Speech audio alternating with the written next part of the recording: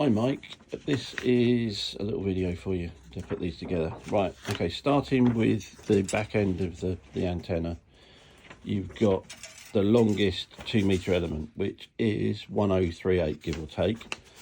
And then you've got number 2, which is the 77s, which is 333, and I'm calling that number 2. The next one along is your driven element. That one is 12 millimeters diameter. It's the only 12 millimeter diameter with a nylon insert which goes into that hole.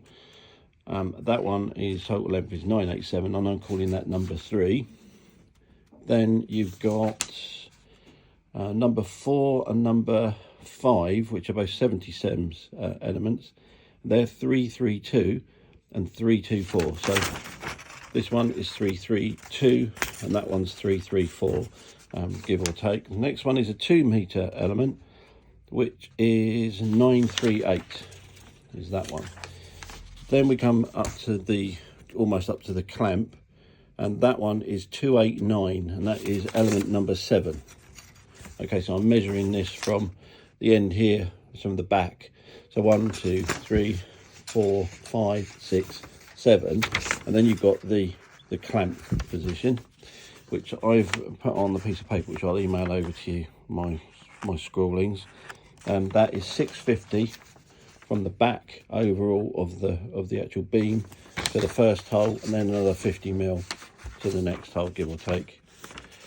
Then it starts to get slightly weird. After that, we're back to 273. Okay, and now this one is, so 1, 2, 3, 4, 5, 6, 7. Position number 8 is an element which is 273 there, so 273. Then we got another 2-meter element at position 9, and that one is 925. Now we go jump back up again. We've got a longer, so 311 element for 77s, and 279 element there. So they are, what's that, 1, 2, 3, 4, 5, 7, 8, 9, 10. So position number 10 will be 311, and then position number 11 will be 279, and then that leaves 12, which is 297, and then position number 13, which is 915. I hope that helps. Okay, and that is the whole thing made. All right.